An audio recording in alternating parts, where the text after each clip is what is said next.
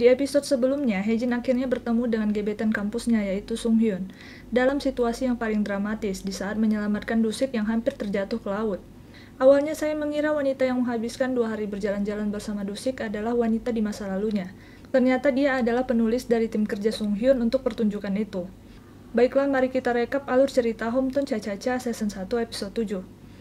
Mereka berempat pergi makan malam bersama menghadiri undangan dari Pak Chang untuk menyambut Sung Hyun dan tim produksinya.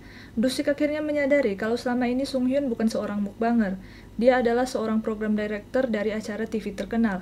Ketika Haejin, Sung Hyun, dan Dusik mengobrol, Bujo yang selalu kepo pun menghampiri mereka dan mengatakan kalau Haejin dan Sung Hyun terlihat sangat akrab, dan menyangka kalau mereka punya hubungan spesial.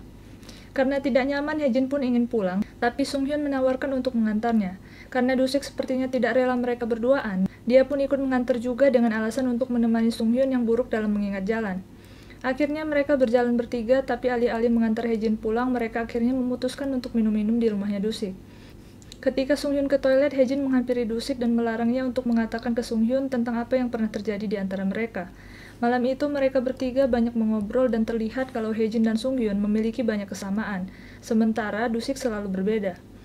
Di sini Dusik menyadari mereka berdua terlihat saling tahu satu sama lain. Pada malam ini hubungan persahabatan dan cinta segitiga di antara mereka dimulai. Tiba-tiba Sung Hyun meminta Dusik untuk menjadi pemandu timnya selama di Gongjin.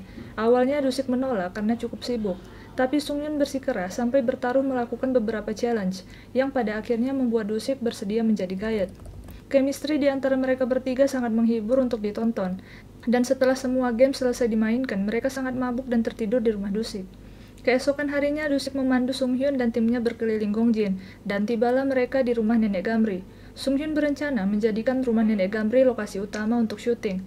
Jadi dia membawa seluruh timnya ke sana dan meminta izin Nenek Gamri untuk meminjamkan rumahnya selama 7 hari. Sung Hyun sangat terkesan dengan kehangatan dan keotentikan rumah Nenek Gamri, tapi sayangnya Nenek Gamri dengan tegas menolak untuk menyewakan rumahnya. Akhirnya Sung Hyun pun mengatakan kalau dia tidak akan memaksa Nenek Gamri lagi, dan mereka semua akhirnya pergi untuk makan siang.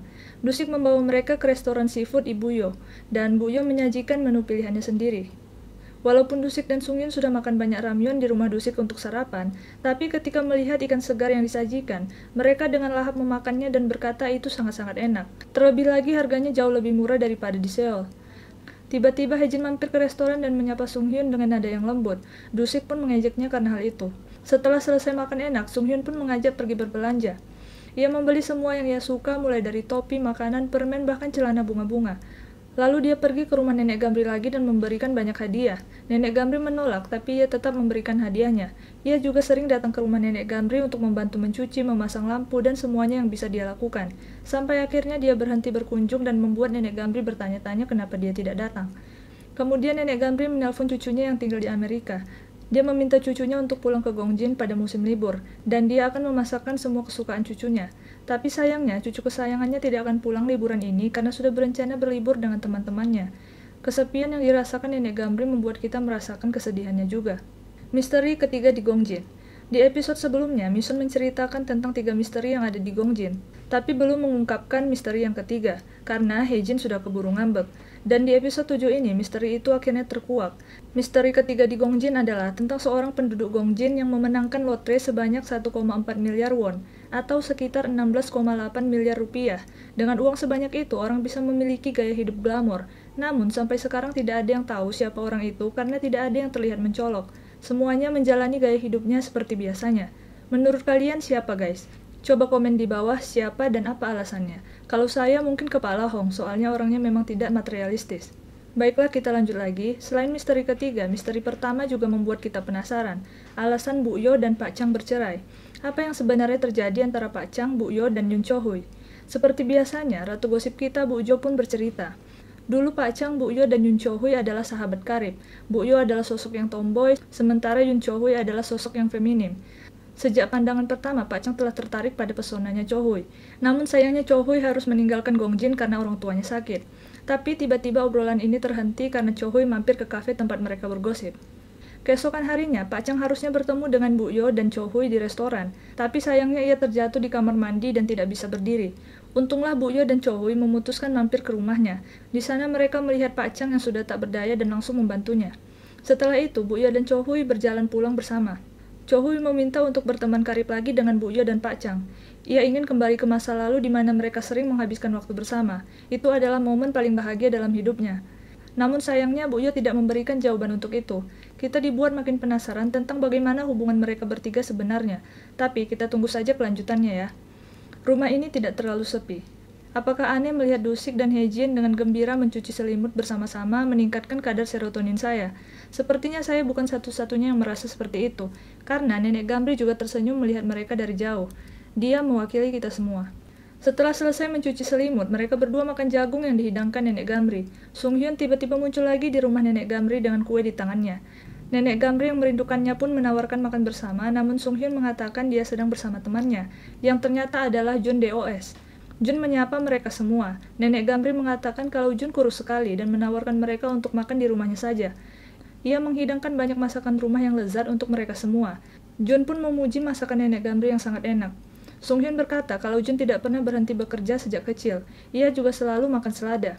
Nenek Gamri pun menambahkan daging di mangkoknya Jun dan menyuruhnya untuk menambah berat badan. Hye-jin juga mengundang juri untuk makan bersama idola kesayangannya, dan itu membuat juri sangat senang dan gugup karena Jun ingat nama dan umurnya. Juri sangat beruntung bisa menghabiskan waktu bersama idolanya. Setelah makan, Sung Hyun menawarkan diri untuk mencuci semua piring kotor. Hye-jin pun menawarkan membantunya, tapi Sung Hyun menolak karena dia ingat Hye-jin punya saraf kejepit. Dan ia juga baru mencuci banyak spray. Dusik pun sedikit terkejut mendengarnya, karena tadi dialah yang memaksa Hye-jin membantu mencuci spraynya Nenek Gamri. Nenek Gamri lalu menghampiri Sung Hyun yang sedang mencuci piring. Ia berkata sudah lama sendok di rumahnya ini tidak terpakai sebanyak ini, dan dia senang mereka bisa makan di sini. Sung Hyun juga menimpali kalau ia pun senang sekali bisa menghabiskan momen bersama orang-orang, dibandingkan menikmati hidup sendiri. Akhir cerita, apakah Hye-jin menyukai seseorang? Jika kamu harus memilih satu hal, apa yang akan kamu pilih untuk memulai harimu? Segelas susu atau segelas kopi? Biasanya saya akan memilih segelas kopi, namun tidak kali ini. Saya akan meminum segelas susu karena Dusik yang mengantarkannya di depan pintu rumah saya. Siapa yang tidak senang melihat senyum itu di pagi hari? Tapi, selain susu dan kopi, Mison memulai harinya dengan ayam. Selain pasangan lesung pipit kita, saya juga menikmati hubungan canggung namun lucu antara Mison dan Encol. Setelah mendapat tiket lotre dari Mison, Encol berhasil memenangkan 5.000 won, dan ia memutuskan untuk membelikan makanan favorit Mison, yaitu ayam panggang seharga 7.000 won. Karena pada malam sebelumnya, ketika Mison mengajak Pak Polisi ini untuk makan ayam itu, dia menolak karena sedang berdiet. Sementara itu, Hye-jin bangun dan menerima kejutan dari Sung Hyun. Ia mendapatkan berbagai makanan dan yang paling penting, sosis favoritnya. Mereka kemudian saling bertelepon. Sung Hyun mengajaknya untuk makan bersama di lain hari, dalam waktu yang sangat lama dan porsi yang sangat banyak. Hye-jin pun mengiyakan dan berjanji untuk mentraktir karena sudah punya banyak uang. Sung Hyun pun teringat tentang Hye-jin yang dulu dikenalnya selalu sibuk, kurang tidur, dan telat makan. Dia senang sekarang Hye-jin bisa hidup dengan baik. Balik lagi ke Dusik yang pagi ini bertugas mengantar susu, dia pun mengantar susu ke rumah Nenek Gamri. Kali ini dia memberikannya secara gratis dan minum bersama-sama. Lalu Nenek Gamri meminta Dusik untuk membawa Sung Hyun ke rumahnya. Akhirnya Nenek Gamri mau meminjamkan rumahnya untuk acara TV yang disutradarai Sung Hyun.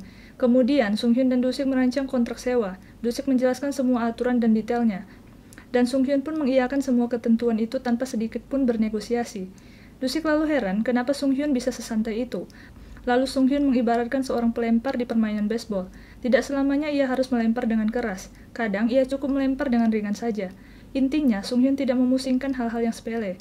Setelah itu, Sung Hyun bertanya pada Dusik, apakah Hye-jin punya pacar? Dusik terlihat tidak nyaman dengan pertanyaan itu, seperti terjadi perasaan yang campur aduk dalam dirinya. Lalu Dusik menjawab, sepertinya tidak ada. Dan Sung Hyun pun tersenyum mendengarnya dan berkata, syukurlah. Wah, sepertinya sudah jelas kalau Dusik punya pesaing yang siap merebut kekasih hatinya. Sekarang mari kita masuk ke epilog. Di malam mereka bertiga mabuk, Hye-jin sempat ingin pulang ke rumahnya, tapi ia melihat Dusik yang terduduk di luar. Hye-jin pun mencoba membantu Dusik masuk ke rumahnya, tapi tiba-tiba Dusik menangis sambil bersandar di pundak Hye-jin dan mengatakan, jangan tinggalkan aku. Hye-jin dengan lembut menghiburnya dan mengatakan ia tidak akan pergi kemana-mana. Apa yang sebenarnya terjadi pada masa lalu Dusik? Mari kita tunggu di episode berikutnya ya. See you guys.